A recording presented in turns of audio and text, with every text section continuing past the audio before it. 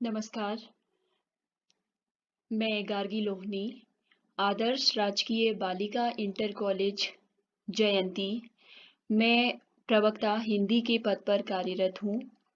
बच्चों, मैं आज संस्कृत व हिंदी के विद्यार्थियों के लिए समान रूप से उपयोगी वीडियो लेकर आपके समक्ष उपस्थित हूँ। मेरा आज का विषय है संधि। सर्वप्रथम हम संधि के अर्थ को देखेंगे। संधि का अर्थ होता है जोड़ अथवा मेल। मैंने लिखा भी है संधि का अर्थ। संधि का अर्थ होता है जोड़ अथवा मेल। भाषा में भी इसका इसी अर्थ में प्रयोग किया जाता है। संधि हिंदी और संस्कृत भाषा का महत्वपूर्ण अंग है क्योंकि यह शब्द रचना के प्रमुख आधारों में से एक है। हिंदी और संस्कृत भाषा में संधि से आशय दो वर्णों के परस्पर मेल से है। तो संधि का जो तात्पर्य है वो दो वर्णों के परस्पर मेल से है। उदाहरण के रूप में हम देखेंगे औ धन औ मिलकर आ हो जाता है। आ धन औ मिलकर भी आ होता है। छोटा ई और छोटा ई जब आपस में मिलते हैं तो बड़ा ई हो जाता है। बड़ा ई और बड़ा ई भी यदि आपस में मिलते हैं तो ये बड़ा ई हो जाता है। अर्थात दो वर्णों के आपस में मिलने पर जो विकार या परिवर्तन उत्पन्न होता है उसे ही हम संधि कहते हैं। देखिए यहाँ पर उदाहरण के रूप में मैंने समझाया है धर्म प्लस अर्थ बराबर होता है धर्मार्थ। तो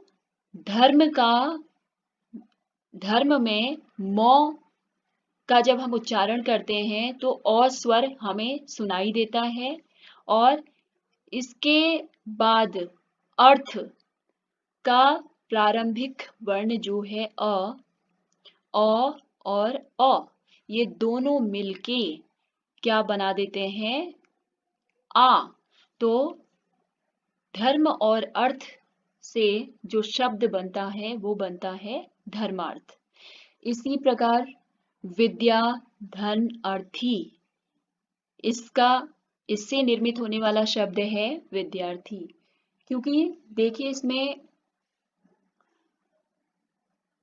जो विद्या है जब हम इसका उच्चारण करते हैं विद्या तो आ की ध्वनि आ स्वर की निकल रहा है तो आ और औ भी आपस में मिलकर क्या हो जाते हैं आ हो जाते हैं। तो विद्या धन अर्थी इससे बनने वाला शब्द होगा विद्यार्थी। इसी प्रकार मैंने यहाँ पे आपको बताया है देखिए ई धन ई मिलकर क्या हो जाता है बड़ा ई। जैसे कवि व में छोटी ई की मात्रा है और इधर भी ई है तो दोनों वर्ण आपस में जब मिलते हैं दोनों स्वर जब आपस में मिलते हैं तो ये बड़ी ई इससे बड़ी ई का निर्माण होता है और इसे शब्द जो बनता है वो बनता है कवींद्र। इसी प्रकार ई धन ई बराबर ई नदी धन ईश ये दोनों वर्ण जब आपस में मिलते हैं तो इससे एक नए शब्द का निर्माण होता है नदीश। इसी प्रकार औ धन आ मिलकर आ बनाते हैं देव प्लस आलय। देव वो और आ वो अर्थात ध्वनि निकल रही है उच्चारण के समय औ की औ और आ मिलके क्या हो जाता है आ। तो यहाँ पर हो गया देवालय। दया प्लस आनंद और यहाँ पर आ और आ मिलकर भी क्या हो जाएगा दयानंद। ई छोटी ई मुनि ई छोटा ई और बड़ा ई आपस में मिलकर क्या बनाते हैं बड़ा ई। तो इससे क्या शब्द बना मुनीश्वर। इसी प्रकार विधु धन उदय ध में बड़े ऊ की मात्रा है, बड़ा ऊ और छोटा ऊ मिलकर यहाँ पर बड़े ऊ का निर्माण करते हैं, बड़ा ऊ बनता है, तो ये हो जाएगा विधुदय। अब इसे हम समझ लेते हैं, ऊपर के उदाहरण में हमने किस तरह से संधि का निर्माण किया। देखिए, ऊपर दिए गए शब्दों में पास पास आने वाले दो वर्णों का मेल हुआ है।